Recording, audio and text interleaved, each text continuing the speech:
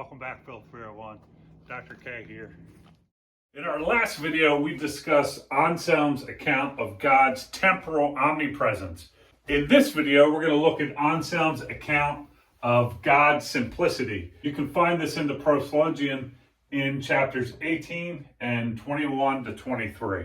So we're going to discuss 4 topics concerning Anselm's divine simplicity theory. The first is what it is, what the theory is. The second is what his argument is for it. The third is a problem that arises for the theory. And the fourth is his solution to the problem. So let's begin with what the theory is. So again, this is sometimes called the divine simplicity theory or divine simplicity hypothesis. And at its core, it is a thesis about God, namely the thesis that God is absolutely simple. He has no parts whatsoever. Anselm puts this in various ways throughout the Proslogion. He says God is not composed of parts. God cannot be broken up. He's completely one or absolutely simple, and alone he is what he is. So again, the divine simplicity thesis is that God has no parts whatsoever. He is absolutely simple and one. All right, so we've looked at what the divine simplicity theory is. Now let's look at Anselm's argument for it. Okay, so let's have a read through of the argument for simplicity, and then we'll look at the argument for premise 1. So let's start with the argument for simplicity. And again, this is an instantiation of the reasoning involved in greatest conceivable being theology. So 1, a being that is absolutely simple is greater than one that is a plurality, or is greater than one that has parts. 2, so if God is not absolutely simple, then God is not TTW. God is not that than which a greater being cannot be conceived. God is not the greatest conceivable being, etc.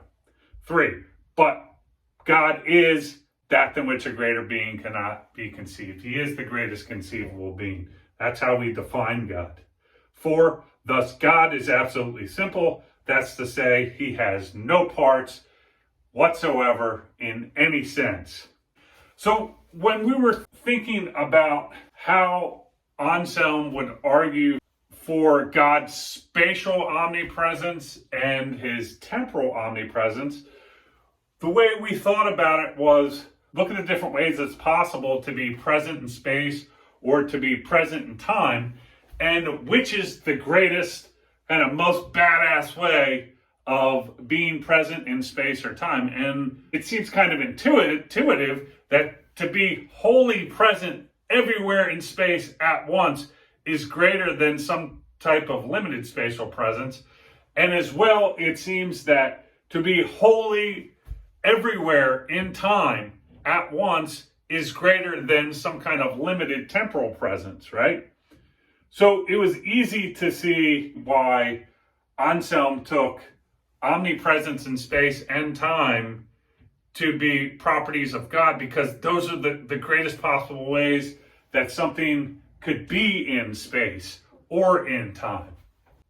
When it comes to God's simplicity, you might say, okay, well, it's not so clear why a simple being or a being without parts is greater than a compound or complex being. That's to say, a being that has parts, right? Well, Anselm gives us an argument for that claim, and we can see that here in the argument for 1. So let's have a read through that now. So 1a, a being that is incorruptible or uncorruptible is greater than one that is corruptible. So a being that can't be corrupted is greater than one that can be corrupted.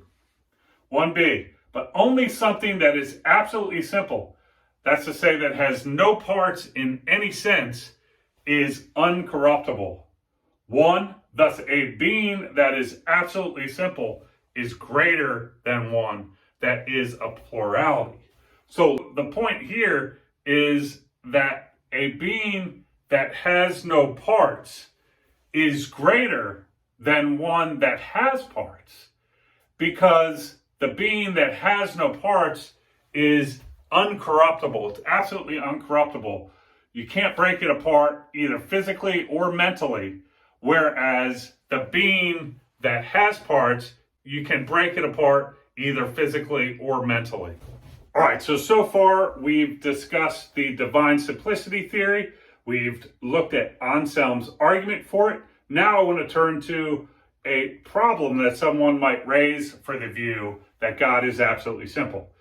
Someone might say, hey, Anselm, listen, I was reading through the Proslogion, and along the way, I saw you listing a bunch of attributes that God has. You said he's supremely good, he's a creator, he's just, he's truthful, he's merciful, he's living, he's wise, he's eternal, he's light, he's beautiful, etc., etc., etc. And so the problem that one could raise would be this.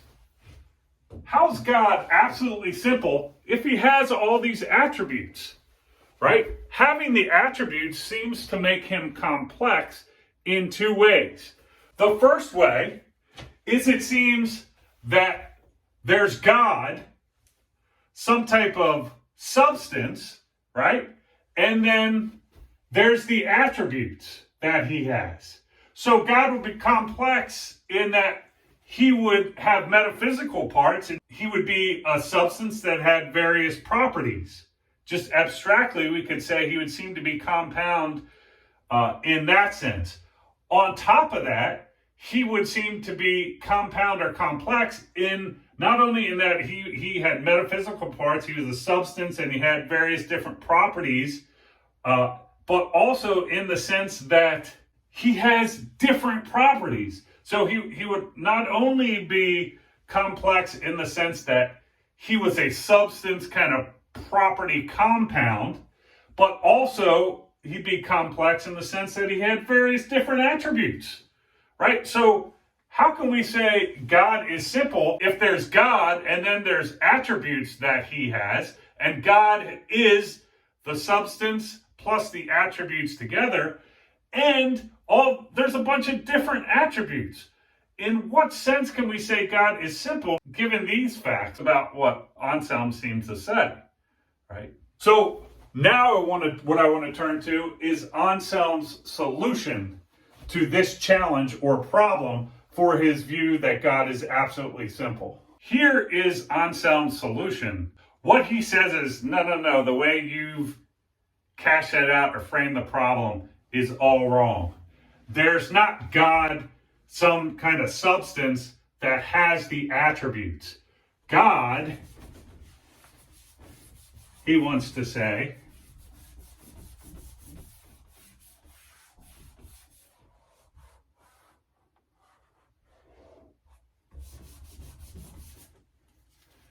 is the attributes. God, he wants to say, is the attributes. And the attributes are all, when you really understand them, identical. So we can draw identity relations between each of them.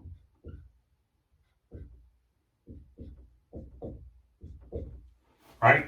So attribute A1 is really identical to A2, and A2 to A4, and so on with all the different identity relations. In other words, if we want to put this in tangible terms, what Anselm is essentially saying is that God is goodness, and goodness is power, and power is wisdom, and wisdom is happiness, and happiness is beauty, etc., etc., etc. Right? So it's not as if there's God, which is a substance separate from properties or separate from attributes which inhere in him. God is the attributes, and all the attributes are identical.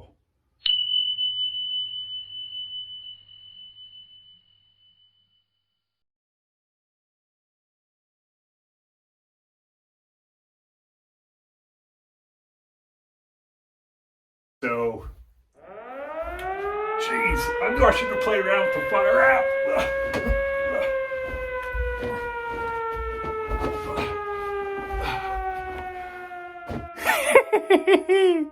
All right, so in this video, we considered Anselm's account of God's simplicity, what's sometimes called the divine simplicity theory or divine simplicity hypothesis.